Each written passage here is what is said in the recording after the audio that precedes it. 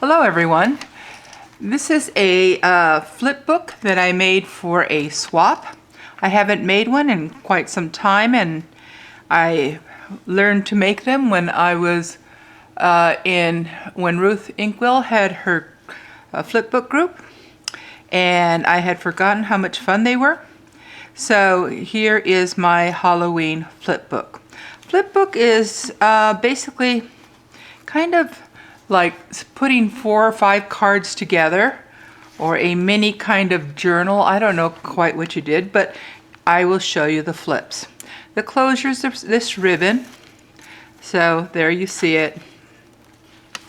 And in front is this paper doll, which paper doll that I bought from the printable to digital printable from Calico Collage, and I just fell in love with them, and they're a little bit smaller. I reduced them than the original size.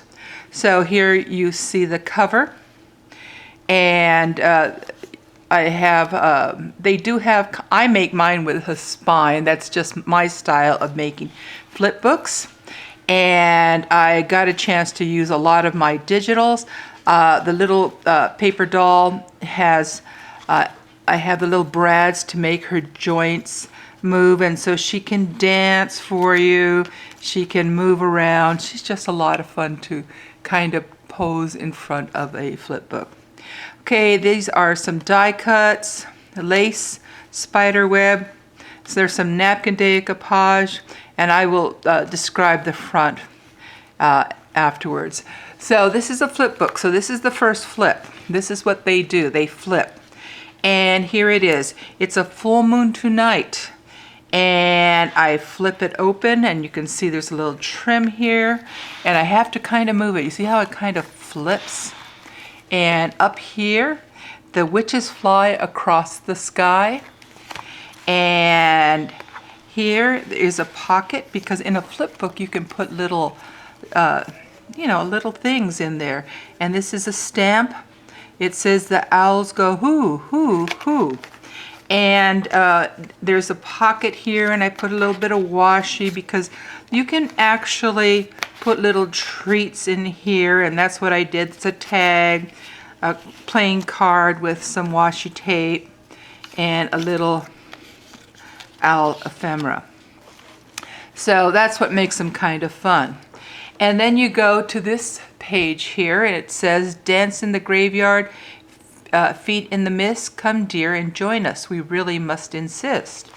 And this is a pocket, and on this pocket is a tag that says Haunted Halloween.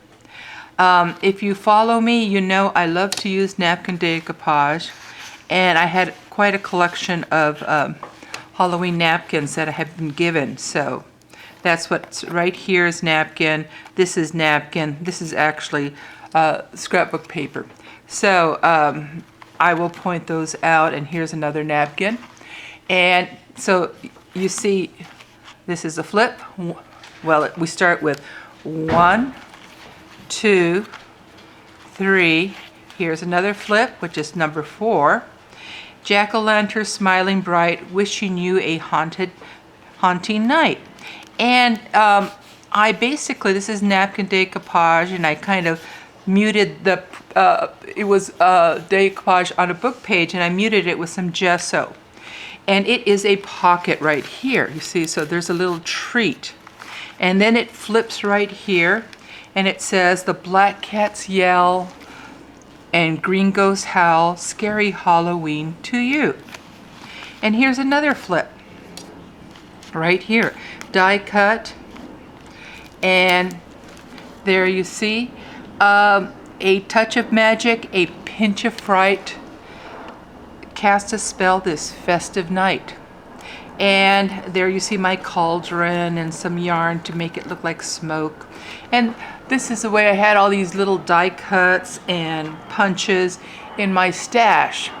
And this is basically a tuck pocket, like a side loading pocket. And that's where I put my treat. Here are some spiderweb doilies. And you see them there, and they kind of add to this. And then we come to this page right here. It says, keep calm and spook on. And I've added some more little treats of some embellished paper clips. There's 3 of them. This is a side-loading pocket with some cards, and there's a little envelope there right here with a treat. And then it opens for the grand finale, which is Trick or Treat. And here is Happy Halloween and the 31st. And so it is the grand finale. There is a pocket here for something, if you want to put some pictures. And here is an envelope I made, or a little bag I made. And it goes into the pocket right there. And so this is the grand finale, and you can kind of just, you could put it on a table if you are the recipient. And then you see the back is really plain. So let's talk about the front. Oops, she came off. Sorry about that. And I'm going to have to, I actually glued the little witch on cardstock. It was printed on cardstock, and then I used some envelope. And I didn't do this with the broom, so I'm going to have to redo it right now to give it a little bit more, shall we say, you know, make it a little stiffer. She's an embellished paper clip, and she hangs right here on this spider web. And she can be removed from the owner. And even if she is removed from the owner, you can see the cover stands on its own right here. And when there's a little rhyme, when black cats prowl and pumpkins gleam, may luck be yours on Halloween. So, you know, like I said, this is just, I did this, and you can see I just hang her on one of those, and it can be removed. It's one of the little treats that goes with this flip book. I'm going to have to do something about the little broom, because you can tell the difference without an extra layer of paper and the rest of the little the paper doll, which stands and is well supported. So it needs like 2 layers of like cardstock. And like I said, I just kind of place her in on the spider web, and the goal is to, it's another little treat for the new owner. I wanted to show you, I decided I wanted to make a second one.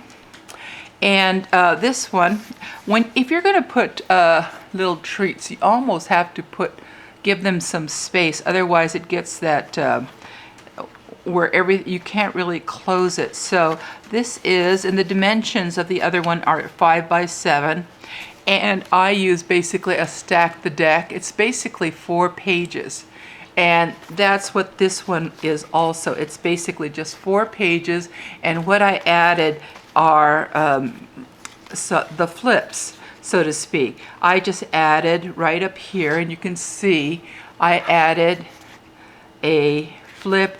There, it's folded. It's probably, like I said, 5 by 7. This was probably 5 by 6. And then I scored, and well, no, this actually has a hinge now that I'm looking at it. It has a hinge. And you can see what it looks like plain. This one's, I've just started to decorate it. And this one actually was a piece of large scrap paper that I actually scored it, and then I cut it to fit. Now the pocket is probably going to be, I'm going to glue one right there. And so you add your own little flips, but it's basically 4 pages. And this one I also did the same way, because, you know, once you do something the second time, you go, oh, I don't have to cut as much paper up. But so this is the base, and I scored it. And of course, this is the decorated side, and this was white. And so then I added scrap paper, and then made my pocket here. As you can see, it's a bigger pocket. It's never going to be the same.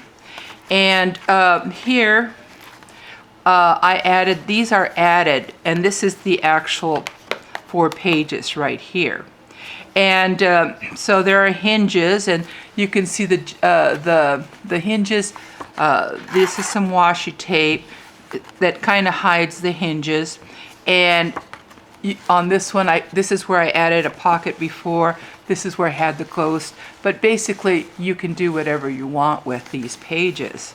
And this is just basically showing you a plain base of a flip book if you are interested in, this is a fun way. You say you don't really want to make a big Halloween journal, but you do want to play a little bit to get into the spirit. I would suggest doing a flip book. So again, just as you can see, this is the beginnings, and all this orange paper with the polka dots. I basically was given this because people didn't want this, so I just thought, oh, I had to have it. And this polka dotted paper was the inspiration for me to start these flip books. So again, have fun. There you see I got into the spirit here, and I'm not going to hang her on here because I have to do something about this poor little broom. But in any case, have a wonderful Halloween and have fun trick-or-treating. Until I make another video, we'll see you again.